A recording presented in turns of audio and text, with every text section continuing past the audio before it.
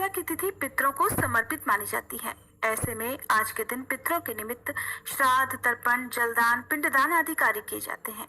पिंडदान, श्राद्ध, तर्पण आदि कार्य करने के लिए गृहस्थ आश्रम कितना उपयोगी है, यह आप आज इस कथा के माध्यम से जानेंगे। एक समय मिथिलापति ने श्रुतदेव जी से पूछा, हे महाराज, कृपया मुझे अधिक मास की अमावस्या के बारे में बताइए। इस दिन का क्या महत्व है और इस दिन पिंडदान, श्राद्ध, तर्पण आदि कार्य इतने आवश्यक क्यों होते हैं? तब श्रुतदेव जी ने कहा, हे राजन, जब पृथ्वी पर राजर्षि सावर्णी का शासन था, उस समय 30वें कलयुग के अंत में सभी धर्मों का लोप हो चुका था। उसी समय आनर्त देश में धर्मवर्ण नाम से विख्यात एक ब्राह्मण थे। मुनिवर धर्मवर्ण ने उस कलयुग में ही किसी समय महात्मा मुनियों के सत्रयाग में सम्मिलित होने के लिए पुष्कर क्षेत्र की यात्रा की। वहां पर कुछ व्रतधारी महर्षियों ने कलयुग की प्रशंसा करते हुए इस प्रकार कहा था कि सतयुग में भगवान विष्णु को संतुष्ट करने वाला जो पुण्य एक वर्ष में मिल जाता है, वही त्रेता युग में 1 मास में मिलता है और द्वापर युग में 15 दिनों में साध्य हो जाता है। किंतु कलयुग में तो भगवान विष्णु का स्मरण मात्र से ही उससे 10 गुना पुण्य प्राप्त हो जाता है। कलयुग में बहुत थोड़ा पुण्य भी कोटि गुना होता है। जो एक बार भी भगवान का नाम सच्चे मन से लेकर दया दान करता है, अकाल के समय अन्न का दान करता है, वह निश्चय ही ऊर्ध्वलोक में गमन करता है और मोक्ष प्राप्त करता है। यह सुनकर देवर्षि नारद हंसते हुए नृत्य करने लगे। सभासदों ने पूछा, नारद जी, ये क्या बात है? तब बुद्धिमान नारद जी ने हंसते हुए उन सभी को उत्तर दिया, नारायण नारायण, आप सभी का कहना सत्य है। इसमें संदेह नहीं कि कलयुग में थोड़े से कर्म से भी महान पुण्य का साधन किया जाता है और क्लेशों का नाश करने वाले भगवान केशव स्मरण मात्र से ही प्रसन्न हो जाते हैं। फिर भी मैं आप लोगों से ये कहता हूँ कि कलयुग में ये 2 बातें दुर्घट है, शिश्नेन्द्रिय का निग्रह और जिह्वा को वश में रखना। ये दोनों कार्य जो भी सिद्ध कर ले वही नारायण स्वरूप है। इसलिए कलयुग में आपको यहाँ नहीं ठहरना चाहिए। नारद जी की ये बात सुनकर उत्तम व्रत का पालन करने वाले महर्षि सहसा यज्ञ को समाप्त करके सुखपूर्वक चले गए। धर्मवर्ण ने भी वह बात सुनकर भूलोक को त्याग देने का विचार किया। उन्होंने ब्रह्मचर्य व्रत धारण करके दंड और कमंडल हाथ में लिया और जटावल्कलधारी होकर वे कलयुग के अनाचारी पुरुषों को देखने के लिए घर छोड़कर चल दिए। उनके मन में बड़ा आश्चर्य हो रहा था। उन्होंने देखा कि प्रायः मनुष्य पापाचार में लीन होकर बड़े भयंकर और दुष्ट हो गए हैं।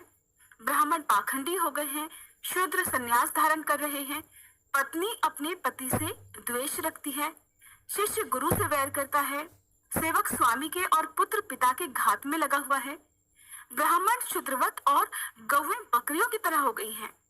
वेदों में गाथा की ही केवल प्रधानता रह गई है। शुभ कर्म साधारण लौकिक कामों की तरह रह गए हैं। इनके प्रति किसी की कोई महत्व बुद्धि ही नहीं है। भूत प्रेत और पिशाच आदि की उपासना चल पड़ी है। सब लोग मैथुन में आ सकते हैं और उसके लिए अपने प्राण भी खो रहे हैं। झूठी गवाही देने लगे हैं। मन में सदा छल और कपट भरा।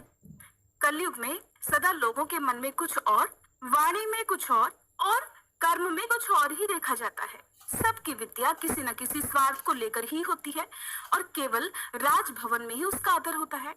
संगीत आदि कलात्मक विद्याएं भी राजाओं को प्रिय हैं। कलयुग में अधम मनुष्य पूजे जाते हैं और श्रेष्ठ पुरुषों की अवहेलना होती है। कलयुग में वेदों के विद्वान ब्राह्मण दरिद्र होते हैं। लोगों में प्रायः भगवान की भक्ति नहीं होती।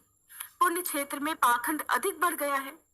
शूद्र लोग जटाधारी तपस्वी बनकर धर्म की व्याख्या करते हैं। सभी मनुष्य अल्पायु, दयाहीन और शठ होते हैं।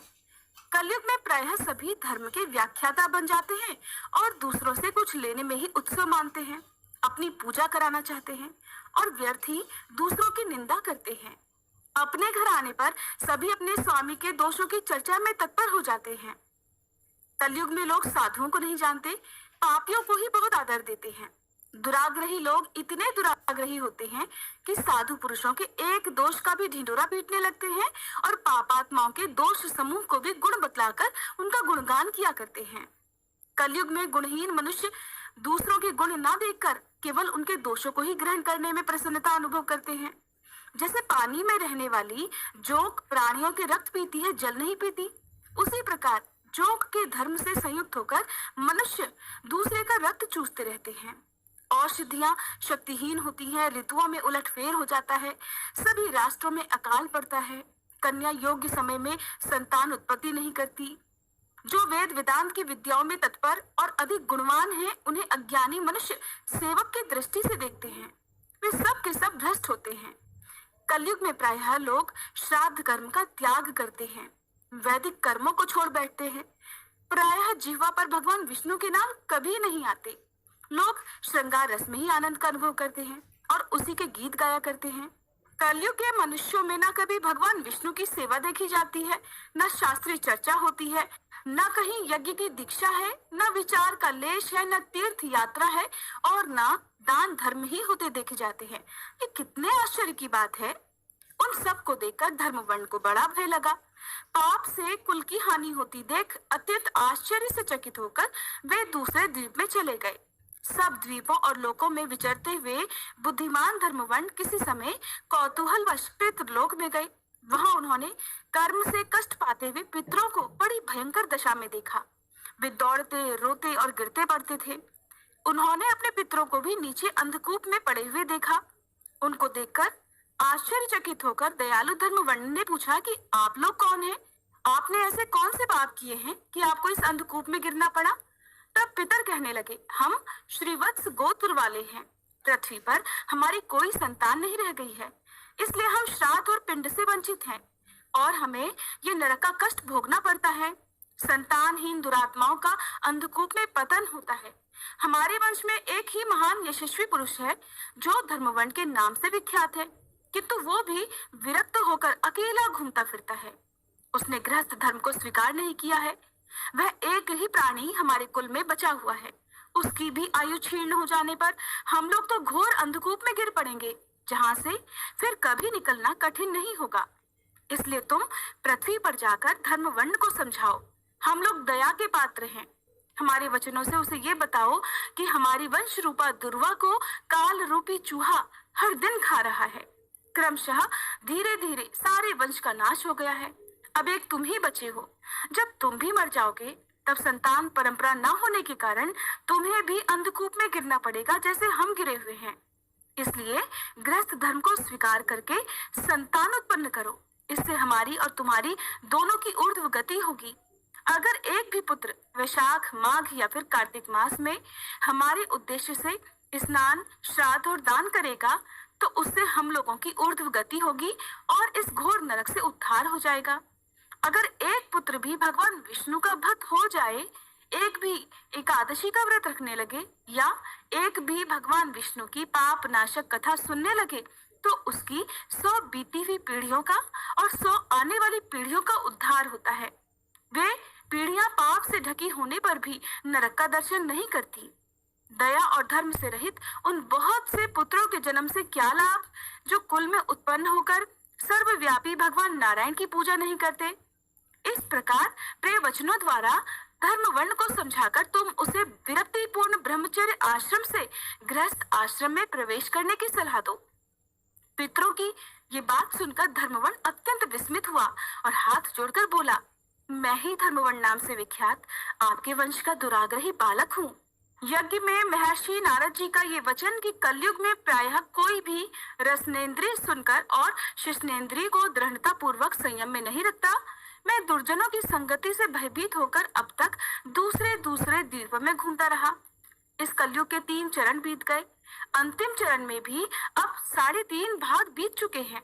मेरा तो जन्म ही व्यर्थ बीता है, क्योंकि जिस कुल में मैंने जन्म लिया उसमें माता पिता के ऋण को भी मैंने नहीं चुकाया। पृथ्वी के भारभूत उस शत्रु के समान पुत्र के उत्पन्न होने से क्या लाभ जो पैदा होकर भगवान विष्णु और देवताओं तथा पितरों की पूजा ना करे। मैं आप लोगों की आज्ञा का पालन अवश्य करूंगा। बताइए, पृथ्वी पर किस प्रकार मुझे कलयुग से और संसार से भी बाधा नहीं प्राप्त होगी। धर्मवर्ण की बात सुनकर पितरों के मन को कुछ आश्वासन मिला। वे कहने लगे, बेटा तुम गृहस्थ आश्रम स्वीकार करके संतानोत्पत्ति के द्वारा हमारा उद्धार करो। जो भगवान विष्णु की कथा में अनुरक्त होते, निरंतर श्री हरि का ध्यान करते और सदाचार के पालन में तत्पर रहते हैं, उन्हें कलयुग कभी बाधा नहीं पहुंचाता। जो आषाढ़ अमावस्या पर अपने पितरों के लिए श्रद्धा पूर्वक तर्पण पिंडदान करता है,